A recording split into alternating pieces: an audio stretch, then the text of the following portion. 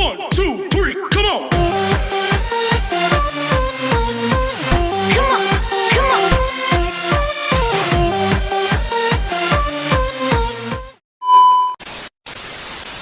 Halo Brola Mania, berjumpa kembali dengan saya Mr. Acung, dan kali ini ditemani oleh seperti biasa oleh Coach Rai. Halo Coach. Halo Mr. Acung. Temol ya gue Mr. Acung. Temol apa dulu temol? Temol teman ngobrol. Oke guys, apa kabar dulu nih Coach? Baik. Masih puasa seperti kemarin? Alhamdulillah. Alhamdulillah. Ngabuburitnya ngobrolin sepak bola. Mantap. Ngobrol sepak bola.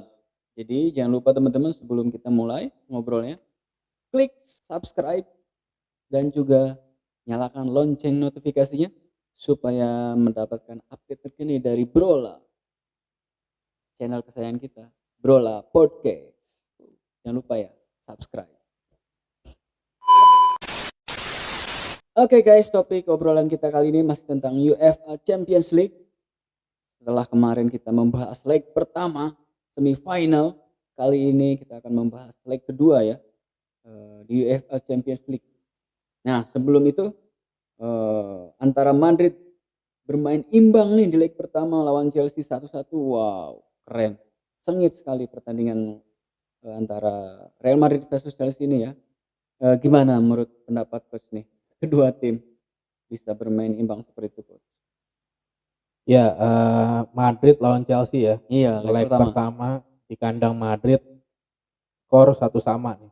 Ya. Betul. Justru keuntungannya ada di Chelsea sekarang. Iya. Berhasil mencetak gol tandang, Sangat sangat bernilai sekali nanti di leg kedua. Sehingga mereka hanya butuh hasil imbang aja nih 0-0. Ada beberapa kejutan ya.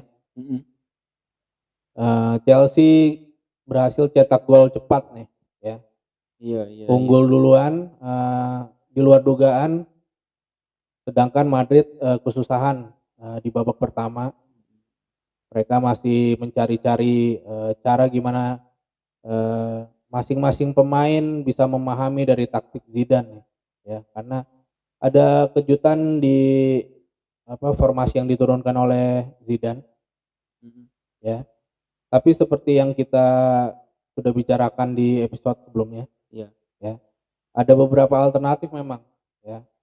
Bisa saja Real Madrid memainkan 3 back di lini belakang, lalu bisa 4 gelandang yang dimana 2 midfield kanan dan kirinya sifatnya bisa membantu naik untuk penyerangan dan turun untuk bertahan gitu ya. Lalu ada 3 di depan, bisa dengan 1 playmaker atau attacking midfielder, atau menggunakan 2 winger gitu. Tapi kemarin Zidane menurunkan lebih ke attacking midfielder ya. Memilih untuk memainkan Luka Modric di lini depan bersama dengan Vinicius dan Benzema. Peluangnya 2 tim masih sangat berpeluang ya. Walaupun Chelsea lebih diuntungkan karena gol tandang yang mereka bikin membuat pertandingan jadi lebih enteng buat mereka di leg kedua nanti gitu. Berarti sebenarnya Real Madrid ini kecolongan ya, dalam tanda kutip. Kecolongan ya di menit-menit awal. Benar. Apa ada indikasi meremehkan? Sebenarnya nggak mungkin juga ya meremehkan ya. Juga, ya. Karena udah semifinal pasti mereka berpikir lawan di semifinal nggak ada yang buruk ya, nggak ada yang enteng. Pasti semuanya tim kuat. Mereka sudah paham. Mereka sudah sangat berpengalaman di UEFA Champions League. Benar, apalagi Chelsea ya. Real Madrid ini 13 kali juara Champions League. Jadi udah tahu persis peta kekuatan di semifinal, sudah berpengalaman main di semifinal. Tapi memang Chelsea taktiknya sangat bagus ya. Mereka berhasil mencuri gol, itu yang penting ya. Iya. Kalau main tandang itu asal bikin goal away ya, itu sangat bernilai sekali Sangat-sangat bernilai. ya, akan membantu sekali mereka di leg kedua nanti. Cukup bertahan 11 pemain di belakang. Leg kedua. Parkir bus. Parkir kereta kayaknya. Oke. Di pertemuan kedua besok bagaimana kira-kira pendapatnya coach? Untuk kedua tim nih. Apakah formasi yang sama atau ada perubahan kira-kira? Ya, untuk Madrid di pertandingan kemarin leg pertama ada sedikit kabar baik ya, karena Eden Hazard Sembuh. sudah bisa dimainkan dan Oh, bahkan sudah. kemarin sudah main ya Iya. di babak kedua menjadi pemain pengganti. Jadi ada sedikit suntikan mental ya dari seorang yang sangat bisa dibilang sangat paham bermain di lapangannya Chelsea gitu ya. Oh iya, mantan tim. Ya, jadi dia punya pengalaman yang manis juga ya di Chelsea. Iya. Mungkin ada motivasi tambahan untuk Eden Hazard di pertandingan kedua nanti. Betul. Bisa dimanfaatkan oleh Zidane tenaganya, walaupun sepertinya belum fit 100% ya. Eden Hazard belum fit 100%. Kemungkinan ada, tapi di sisi lain ada berita buruk juga. Apa itu? Bek kanan mereka Dani Carvajal kembali didera cedera. Waduh, siapa kira-kira yang bakal membackup dia di posisi itu coach? Ya, ada dua alternatif ya. Bisa dengan kembali memainkan formasi 3-4-1-2 atau 3-5-2 atau memakai 4 back di lini belakang ya. Mantap. Bisa 4-3-3 atau 4-3-1-2. Pilihannya bisa saja ada di Alvaro Odriozola Iya. ya, sebagai bek kanan murni. Pemain ini sebenarnya musim lalu main di Bayern Munchen ya. Dia juara juga bersama Bayern Munchen. Jadi sudah berpengalaman main di Champions League. Fase-fase yang penting ini. Tapi bisa juga memainkan Asensio sebagai gelandang kanan jika menurunkan formasi 3-4-1-2 atau 3-5-2. Ya, jadi ada dua alternatif. Kita lihat Madrid ini butuh sekali gol ya. Iya. Karena begitu Chelsea berhasil menahan Madrid tidak bikin gol 90 menit, pertandingan selesai sebenarnya. Benar. Chelsea lolos. Sesimpel itu tugas mereka di leg kedua nanti. Sementara Madrid harus berhasil cetak gol minimal satu dulu ya. Minimal satu. Walaupun satu aja nggak cukup, karena kalau dibales lagi satu panjang lagi nih Panjang pertandingan. lagi ceritanya. Harus ngegolin lagi. Harus ngegolin lagi. Makanya mereka akan dipancing untuk menyerang dari menit awal ya. Benar. Pastinya Benzema nggak akan dibiarin di depan sendirian ya. Bisa aja ditemani oleh Vinicius lagi atau Hazard masuk dari menit awal ya. Main di wing seperti biasa ya. Main di wing seperti biasa. Bisa dengan dua-duanya, dengan Vinicius dan Hazard. Vinicius di kanan, Hazard di kiri, Benzema di tengah ya. Atau memainkan formasi yang sama ketika leg pertama. Kemungkinan Hazard bisa jadi alternatif di babak kedua nih ya. Benar. Lalu di sisi Chelsea kemarin formasi yang diturunkan seperti yang sudah kita prediksi sebelumnya ya. Benar berarti prediksinya ya. Ada Thiago Silva di belakang, ada Rudiger di belakang, Azpilicueta di belakang juga. Di tengah ada N'Golo Kante ya, yang bisa dibilang permainannya luar biasa di pertandingan kemarin tuh ya, bersama Jorginho ya. Lalu ada di depan ada Pulisic, Mason Mount dan Timo Werner ya. Bisa jadi itu kekuatan yang sama bisa diturunkan kembali Chelsea ya. Hanya mereka harus lebih disiplin lagi dalam bertahan ya. Bener kan. Jangan sampai kecolongan berarti Jangan ya. sampai kecolongan karena mereka udah nyolong di kandang Madrid. Heeh. Jangan sampai di kandang sendiri kecolongan lagi. Kecolongan. Kecolongan juga. Ini bakal seru banget memang. Iya, iya.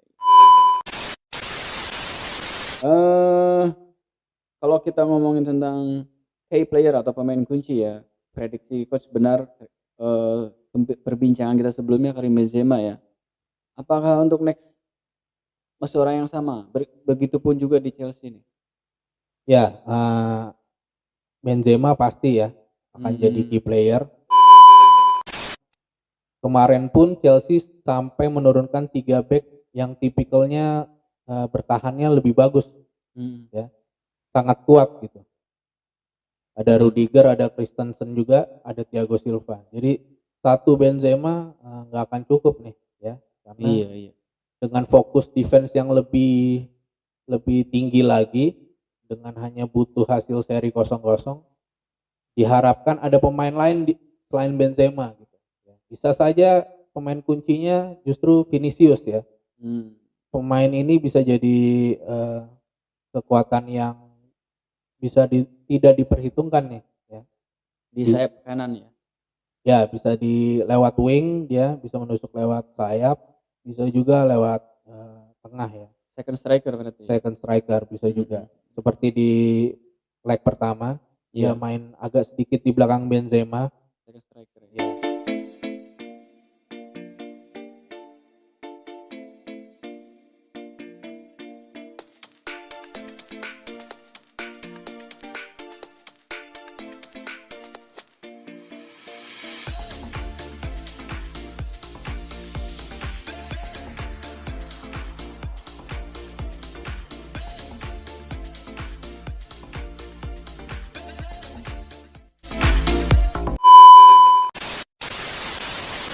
Prediksi untuk pertandingan leg kedua Real Madrid antara Chelsea menurut coach gimana nih? Prediksinya nih. Ya, Chelsea di atas angin. Bener. Di atas angin sekarang kondisinya, tapi pertandingan masih 50-50 menurut saya. Ya. Tergantung nanti Real Madrid ada lagi nggak pemain yang sembuh gitu, karena Banyak yang cedera ya. banyak yang cedera, tapi tim medis Real Madrid ini sangat menginginkan pemain-pemain yang cedera ini bisa segera recovery-nya dipercepat gitu ya. Seperti kemarin Hazard Berhasil dipercepat. gitu, karena tadinya estimasi awalnya belum bisa diturunkan lawan Chelsea, tapi ternyata bisa dipercepat Bisa, ya? gitu, karena mereka merasa ini pertandingan penting banget gitu ya. Walaupun pemain tidak 100%, asalkan 70% atau 75% sudah bisa dimainkan gitu. Jadi ada motivasi tambahan juga. Mudah-mudahan Sergio Ramos juga sudah bisa pulih. Kita lihat. Jadi pertandingan masih 50-50, tapi Chelsea sangat diuntungkan. Apakah ada kemungkinan extra time terus lanjut penalti? Adu penalti nih coach. Ya itu bisa aja ya. Bisa aja. Nah, Tapi nggak ada yang nggak prediksinya bisa. bisa ke situ nggak? Saya kira Madrid bisa lebih unggul justru. Gitu ya. Ya. Karena mungkin spiritnya untuk mencetak gol itu lebih tinggi kali ya. Ya, asal dia bisa cetak 1 gol aja udah kayaknya lega gitu, mainnya lebih lepas. Lebih lepas. Ya. Karena itu aja yang dia butuhkan. Dia cetak 1 gol sebenarnya, sementara Chelsea sepertinya akan lebih bertahan dulu di awal. Bisa aja mereka lebih fokus ke bertahan, justru membuat Real Madrid ini jadi punya banyak ruang nih untuk penguasaan bola dan bisa mencetak gol ke gawang Chelsea. Oke. Itu prediksinya ya guys ya untuk leg kedua antara Real Madrid versus Chelsea. Dan next ya, ke leg kedua antara Paris Saint-Germain versus Manchester City. Wow, seru. Oke guys, next kita bahas semifinal yang tidak kalah serunya dan ini di luar dugaan. Wow, Manchester City versus Paris Saint-Germain. Leg pertama Manchester City bisa mengalahkan Paris Saint-Germain dengan skor 2-1, Coach. Gokil itu. Menurut Coach gimana penampilan kedua tim leg pertama nih? Seru nih. Ya, babak pertama PSG lebih mendominasi ya, Mm-mm. berhasil unggul duluan, menang dulu 1-0. Tapi di babak kedua di luar dugaan, justru Manchester City bermain lepas dan berani menyerang, Berani. karena dia tahu dia harus curi gol di kandang lawan. Benar.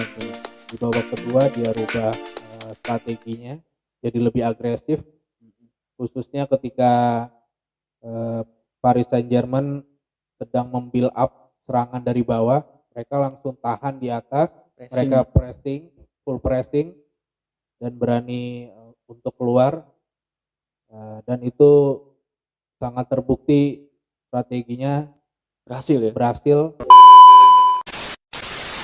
Oke. Terus di pertandingan pertama Neymar dan Mbappe ini gagal mencetak gol, Coach. Menurut Coach faktor apa nih pemain bintang ini?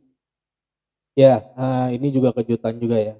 Ah, Justru kemarin Pep Guardiola lebih memilih untuk memainkan Kyle Walker di posisi bek kanan dan menggeser Joao Cancelo di bek kiri, yang biasanya justru main di bek kanan, dan lebih mengistirahatkan Mendy nih, yang biasanya main di bek kiri. bek Jadi kiri.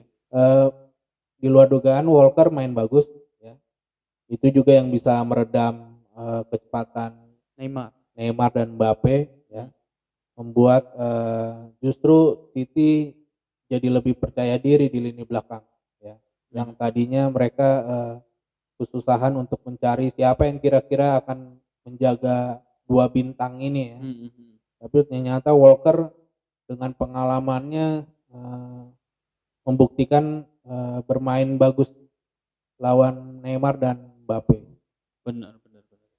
Ini juga strategi jitu juga dari Guardiola ya. Dia memilih Cancelo di sisi kiri ya. Jadi seimbang juga nih kanan dan kirinya. Benar. Jadi di lini belakang sebenarnya kuat juga kemarin Manchester City. Ada juga kejutan seperti Kevin De Bruyne nih ya. Main justru sebagai striker ya. Yang biasanya dia bermain di gelandang, Playmaker ya. atau gelandang serang. Tapi justru kemarin main di lini depan. Ada juga Phil Foden yang main di lini depan juga ya. Ini juga kejutan juga. Jadi kemarin memang City justru bermain dengan Tanpa striker. Jadi lebih mengutamakan dari lini kedua ya. Tusukan-tusukan dari lini kedua dan dari sayap ya. Benar. Di pertemuan kedua besok bagaimana kira-kira perkiraan formasi yang akan diturunkan kedua tim ini, Coach? Apakah sama strategi menurut Coach? Ya, kemarin itu ada sedikit pemilihan pemain yang menurut saya tidak biasa ya. PSG Paris Saint-Germain bermain dengan pola yang seperti biasa mereka mainkan 4-2-3-1. Hanya lebih manajer mereka, pelatih mereka Mauricio Pochettino lebih memilih Paredes di lini tengah. Justru menurut saya itu menjadi titik lemah mereka kemarin. Sehingga di lini tengah kelihatan sekali PSG tidak mampu bertanding dengan lini tengah City selama 90 menit nih. Di leg yang kedua ini PSG kemungkinan menurunkan formasi yang sama ya, 4-2-3-1. Dengan kiper ada Navas juga, Keylor Navas. Di kanan ada Florenzi. Di kiri ada Becker. Ya, terus. Lalu center back-nya ada Marquinhos dan Kimpembe. Di tengah ada kemungkinan Gueye absen ya karena kemarin kena kartu merah. Iya. Jadi kemungkinan Paredes main lagi bersama Danilo Pereira. Menjadi dua gelandang tengahnya. Lalu di depannya ada di wing kanan ada Di Maria. kiri ada Neymar, dan gelandang serangnya Marco Verratti. Lalu Mbappe bisa jadi striker di lini depan. Itu untuk perkiraan pemain untuk PSG ya. Lalu di City gimana? ya kemungkinan mereka akan menurunkan formasi yang sama ya, 4-3-3. Oke. Dengan 2 attacking fullback ya. Ada Kyle Walker di kanan dan Joao Cancelo di kiri. Ya. Tetap dengan di lini belakang center back-nya ada Stone, Ruben Dias ya. Oke. Lalu di tengah kemungkinan De Bruyne main lagi di tengah ya, karena mereka cukup aja menahan imbang. De Bruyne. Kevin De Bruyne bisa main kembali di posisi awalnya di tengah bersama Gundogan dan Rodri. Lalu di depan ada di wing kanan ada Riyad Mahrez, di kiri ada Phil Foden, dan di depan kemungkinan Sergio Aguero. Berarti ini tim-tim Inggris ini luar biasa ya. Ya. Lagi di atas angin. Lagi di atas angin tim-tim Ya. Inggris ya. Tapi seperti yang saya bilang di episode sebelumnya, semifinal ini bertandingnya 180 menit. ya. Jadi belum selesai tuh yang kemarin. Belum. Oke. Untuk pemain kunci sendiri dari kedua tim gimana nih? Untuk semifinal leg kedua besok. Di PSG pasti ya Mm-mm. Kylian Mbappe ya. Ini striker kemarin sempat macet ya. Tapi kemungkinan di leg kedua dia bisa lebih termotivasi ya. Iyalah, harus lah. Karena musim lalu pun udah sampai final gagal ya. Jadi mungkin tahun ini masih penasaran nih. Atau masih trauma dengan semifinal tahun lalu. Ya. Jadi mainnya kurang kelihatan menggigit ya. Menggila gitu. Mudah-mudahan enggak ya. Mudah-mudahan. Ya, jadi di PSG sangat diharapkan Mbappe kembali bisa mencetak gol. Benar. Tapi 1 gol aja nggak cukup. Ya. Harus lebih ya. Ya. Kan ketinggalannya lumayan. Karena City berhasil cetak 2 gol yang tandang ya, Iya. yang sangat bernilai. Jadi Sangat bernilai. harus dibalas minimal 2 gol. Dan tanpa ada balasan dari City. Ya, Berat juga di kandang City lagi. kandang City lagi. Tapi kita lihat nanti ya coach ya. Ya, di sisi tim Manchester City Ya, Kevin De Bruyne bisa jadi andalan ya. masih tetap adalah. Andalan kemungkinan akan bermain di posisi yang lebih nyaman di leg kedua ya. Dia cukup bisa mengontrol pertahanan aja, dan dia diuntungkan dengan tidak hadirnya Gueye nih yang kemarin kena kartu merah. Oh iya. Jadi dari sisi defense-nya PSG sebenarnya kekurangan sekali nih di tengah ya. Kekurangan gelandang bertahan Agak sedikit berlobang nih. Jadi Kevin De Bruyne bisa memanfaatkan itu di leg kedua nanti. Iya. Benar. Bisa lebih istilahnya mengacak-acak lagi lini tengah ya. Ya, Dikuasai banget sama mendominasi City. tepatnya. Dominasi tepatnya. Oke. Prediksinya untuk kedua tim ini PSG versus City menurut coach gimana? Oke, Prediksinya. Manchester City versus Paris Saint-Germain. City di atas angin dan kemungkinan mereka bisa mengerjakan sisa pertandingan yang 90 menit ini dengan baik. Jadi mereka justru termotivasi hasil baik yang kemarin lawan PSG di leg pertama bisa mereka tuntaskan Di leg kedua. ya. Jadi motivasi juga nih pertama kali masuk final ya kan. Benar. Manchester City, dan akan menjadi pertarungan yang sangat klasik nih ya. Sangat plastik. Karena di final bisa saja Manchester City yang dilatih Pep Guardiola bisa ketemu dengan Zinedine Zidane di sisi Real Madrid. Seru banget itu. Gitu. Oke, itulah dia tadi prediksi dari Coach Ryan dia, teman-teman. Tadi sebelumnya kita membahas leg kedua prediksi antara eh, Real Madrid versus Chelsea, dan juga yang terakhir kita bahas tentang Paris Saint-Germain versus Manchester City. Oke teman-teman, sekian dari kita. Semoga apa yang kita obrolin hari ini bermanfaat untuk semuanya ya. Teman-teman jangan lupa nonton, sangat seru sekali ini. Siapa tahu tim-tim yang kalah di leg pertama bisa membalikan keadaan. Atau tim-tim Inggris yang lagi di atas angin makin bagus lagi justru di leg kedua. Oke, terima kasih untuk teman-teman semua. Jangan lupa untuk subscribe channel kita dan nyalakan notifikasinya, share sebanyak-banyaknya ke semua teman-teman penggila sepak bola, ke saudaranya, ke teman-teman komunitas segala macam ya, supaya kita lebih semangat lagi dalam membuat video-video berikutnya. Bukan begitu coach? Ya. Oke, thank you coach. Oke, terima kasih. Salam Brolamania. Wassalamualaikum warahmatullahi wabarakatuh. Bye. Salam olahraga. 1, 2, 3, come on!